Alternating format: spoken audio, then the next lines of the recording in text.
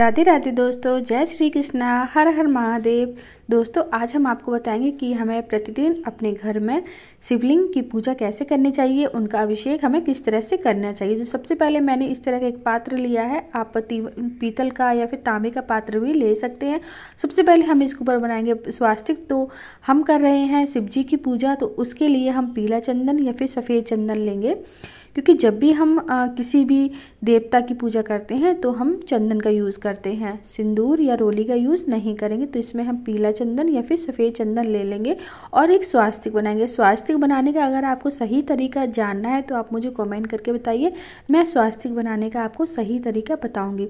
बहुत सारे तरीके से तो लोग अलग अलग तरीके से स्वास्तिक बनाते हैं, लेकिन सही तरीका क्या है वो मैं आपको बताऊँगी अगर आप जानना चाहेंगे तो। देखिए मैंने स्वास्तिक बना लिया, उसके बाद मेरे पास जो शिवलिंग थी, मेरे घर में जो रोज़ पूजा होती है, वो शिवलिंग मैंने स्वास्तिक के ऊपर रख दी है। आप देख सकते हैं इस तरह से। और जो हमारे महादेव जी हैं, इनके साथ नंदी बाबा भी हैं, तो साथ में दोनों लोग हैं। अब हम स्वच्छ जल से सबसे पहले इन्हें स्नान कराएंगे इस तरह से। देखिए स्वच्छ जल लिया है, इसमें मैंने थोड़ा सा गंगा जल भी डाला था और स्नान कराएंगे इनको। अब हम किससे अभिषेक करेंगे इनका? दूध से। जी हाँ, क्योंकि हमारे महादेव को ना कच्चा दूध बहुत पसंद है। इनका अभिषेक हमेशा हमें कच्चे दूध से करना चाहिए।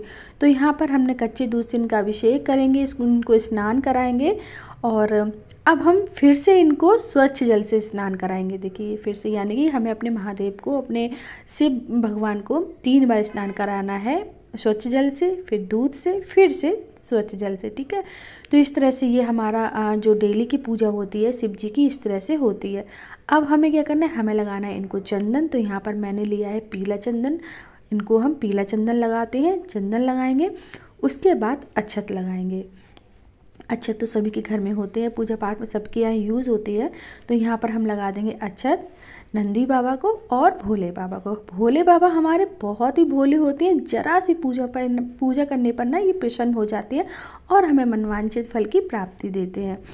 तो देखिए यहाँ पर फूल चढ़ा दिए। अगर आपके पास फूल डेली आते हैं आपके घर में या आपके घर में लगे हुए हैं तो आप ज़रूर इन पर पुष्प अर्पित कीजिए।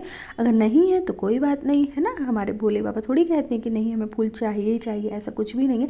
तो एक जो ये चीज़ है ना, एक पत्ता, इसको चढ़ाने से हमारे भोले बाबा बहुत प्रसन्न होते हैं और जो मनोकामना होती है वो पूरी हो जाती है।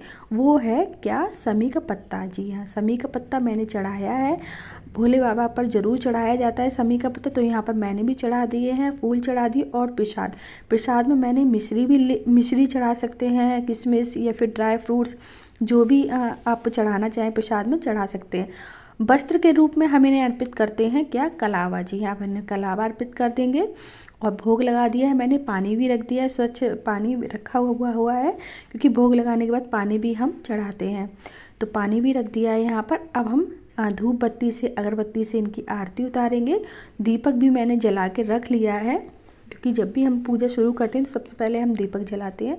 तो यहाँ पर पहले हम धूप बत्ती से या फिर अगरबत्ती से इनकी आरती उतारेंगे और शिव स्तुति कहते हैं आप, वो कह लीजिए। और जब भी हम कोई भी पूजा करते हैं सबसे पहले हम गणेश भगवान की आरती करते हैं, उसके बाद हम कोई दूसरे भगवान की आरती करते हैं। तो यहाँ पर मैंने दीपक भी जला लिए। दीपक आप चाहे तो तिल के तेल का या फिर शुद्ध देसी घी का जला सकते हैं। मैंने यहाँ पर देसी घी का जलाया है। अगर आप तिल का तेल यूज करते हैं तो आप वो भी कर सकते हैं।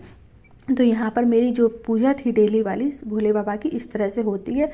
अगर आप शिव चालीसा डेली में कहते हैं तो आप वो भी कह सकते हैं, शिव स्तुति कह सकते हैं, भोले बाबा की आरती गाते हैं तो वो भी गा लीजिए। तो इस तरह से ये हमारी भोले बाबा की रोज़ आने वाली पूजा होती है। अब हम आरती कर देंगे अपने प्यारे प्यारे से भोले बाबा की। और भोले बाबा हमारे बहुत ही भोले होते हैं, बहुत ही जल्दी प्रसन्न हो जाते हैं। और लास्ट में हमें क्या करना है, हाथ जोड़कर अपने दोनों हाथ जोड़कर भगवान से अपनी जो भी मनोकामना है वो बोलिए और हमारी पूजा में जो भूल चूक हुई है उसको माफ़ जरूर करिए। माफ़ी हमें ज़रूर मांगनी है, क्योंकि थोड़ी बहुत भूल चूक तो सभी की पूजा में हो जाती है ना। तो भगवान जी तो हमारे बहुत ही जल्दी माफ़ कर देते हैं, तो माफ़ी हमें ज़रूर मांगनी, उसके लिए क्षमा प्रार्थना होती है।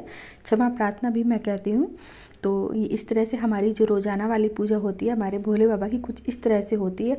आपको और कौन कौन सी पूजा जाननी है तो आप हमें कमेंट बॉक्स में ज़रूर बताइएगा। हम उस बताएंगे आपको कि रोज़ाना में हम बहुत ही सरल विधि से किस तरह से भगवान की पूजा कर सकते हैं। तो ये हमारी रोज़ाना वाली पूजा है। जब भी कोई फेस्टिवल होता है, शिवरात्रि या फिर सावन के सोमवार, कुछ अलग अलग हमारे भोले बाबा के जो फेस्टिवल होते हैं ना, उनमें अलग तरीके की पूजा होती है। ये तो हमारी रोज़ाने वाली पूजा है। और हम लोग हाउस वाइफ हैं तो इतना टाइम भी नहीं होता कि हम ज़्यादा समय दे पाए, है ना। तो ये बहुत ही सरल विधि से बहुत ही जल्दी वाली पूजा है। इससे हमारे भोले बाबा प्रसन्न भी हो जाते हैं और हम पूरी विधि से ये पूजा कर भी लेते हैं, है ना। तो आई होप आज का वीडियो आपको फ्रेंड्स पसंद आया हो। दोस्तों ऐसे ही हम अच्छे अच्छे आपके लिए वीडियोज़ लाते रहेंगे। बोलो हर हर महादेव, जय श्री कृष्णा।